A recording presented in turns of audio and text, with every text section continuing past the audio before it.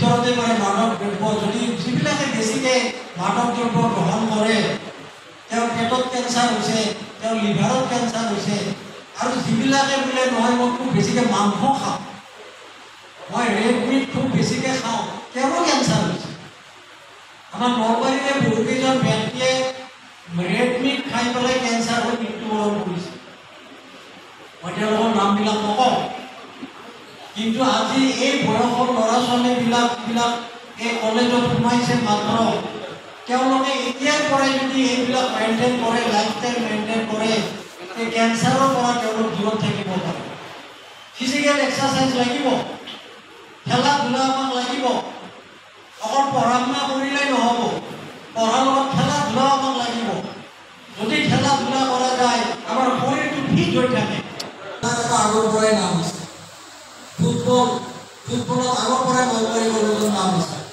গতিকে প্ৰত্যেকজন ল'ৰা ছোৱালীয়ে খেলাত নিয়োগ হওক খেলা ধূলাত আহক পঢ়া শুনাৰ লগত আমাৰ খেলা ধূলা লাগিব যদি আমাৰ স্পৰ্টছ চিলিংখন হৈছে আৰু মঞ্চখন হৈছে জেগাতে আছে 1976 ভোট আছিলে অডিটৰিয়ামতে আজিও তাতে গতিকে চাওক কলেজখন ভোট উদ্বোধনী কৰিছে নলবাৰী কলেজ আজি অসমৰ ভিতৰতে এখন খুব আগশাৰীৰ কলেজ হিচাপে পৰিৱৰ্তিত হৈছে মই সকলোকে শুভেচ্ছা জ্ঞাপন কৰিছোঁ বিশ্ব ধঁপাত বিৰোধী দিৱস 31 মে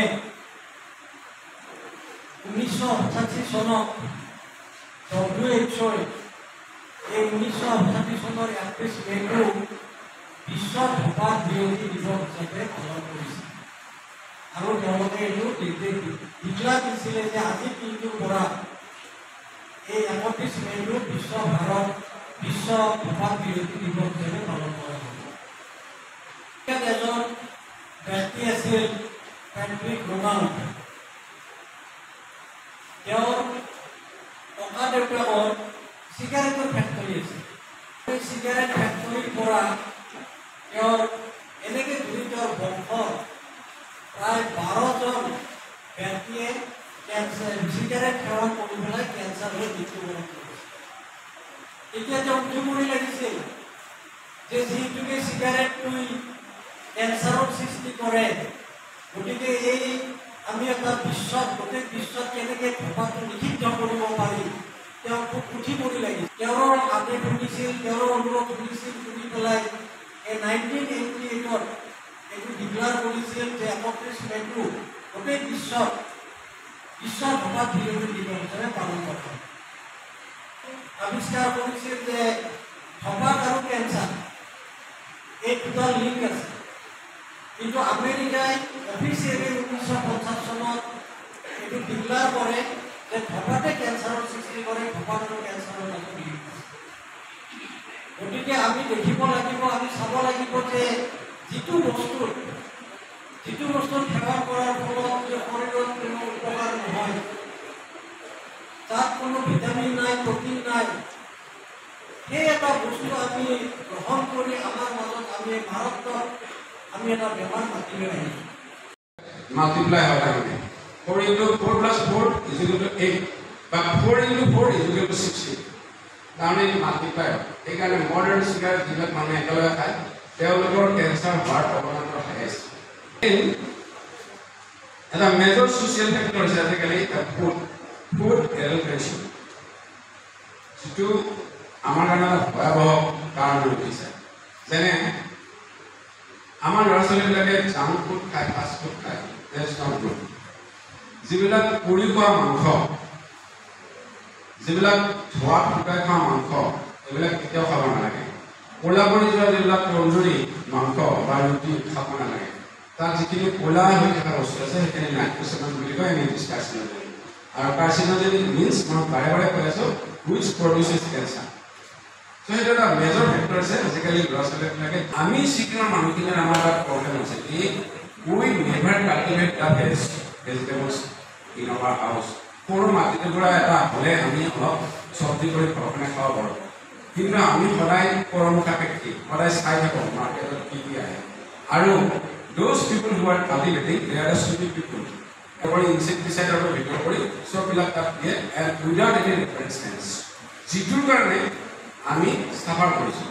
তাৰমানে কেনেকুৱা হয় যে আজি যদি আমি দাঁত থাকে, ফৰ্মেলিন থাকে, এনেকুৱা বস্তুটা কেমিকেল থাকে যিটো কোৱা হয় যে কাৰ্চিনোজেন। আৰু সেই বস্তুটো যদি আমি ৰেগুলাৰ থাকিছোঁ তেতিয়া ই আমাৰ শৰীৰত কেঞ্চাৰ কৰে। এতিয়া this is the bad effect of the tobacco. আমি লাগিলে যেনেকৈ নাখাওঁ, বিড়ি কৰি খাওঁ, চিগাৰেট কৰি খাওঁ, বা নহ'লে চাদা কৰিয়ে খাওঁ, গুটখা কৰিয়ে খাওঁ। এতিয়া আমাৰ নৰ্থ ইষ্টত আটাইতকৈ ডাঙৰ প্ৰব্লেমটো হৈছে যে আমাৰ মুখ আৰু মুখৰ গহ্বৰৰ কেঞ্চাৰ গোটেই পৃথিৱীৰ ভিতৰতে সৰ্বাধিক।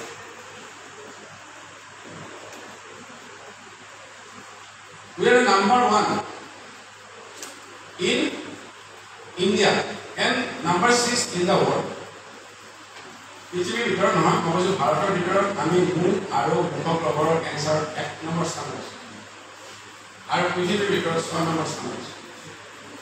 কিহৰ কাৰণে এইটো মানে ৰিচাৰ্চ কৰি দেখা গৈছে যে আমাৰ ইয়াত যিটো গুটখাৰ প্ৰচলন সেইটো সাংঘাতিক ধৰণে ৰেম্পেণ্ট ইউজ হয়। যিটো আমি ৰেম্পেণ্ট ইউজ কৰোঁ সাংঘাতিক ধৰণে বেছি হ'ব ধৰিছে, যাৰ কাৰণে নতুন যুৱচাম যিটো আছে সেইটো কেঞ্চাৰত পৰিছে।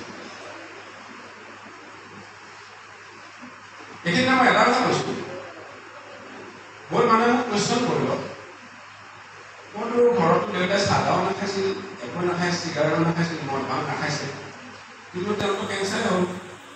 আজি এবছৰ আগতে কেঞ্চাৰে ঢুকাল। এই কুৱেশ্যনটো উঠে আমাৰ আগত আৰু উঠিও থাকিব। মই ক'ম কি কাৰণত হয় এইটো কথা ক'ম। কাৰণ tobacco is not the only one factor of the cancer. There are multiple factors of cancer. It is the multifactorial disease, not a single factor.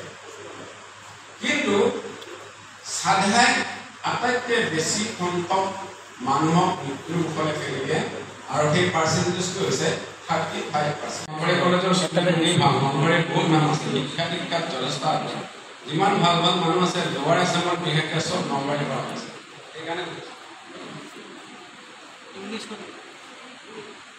World health অৰ্গেনাইজেশ্যনৰ অফিচটো ক'ত আছে? হেড অফিচটো ক'ত আছে?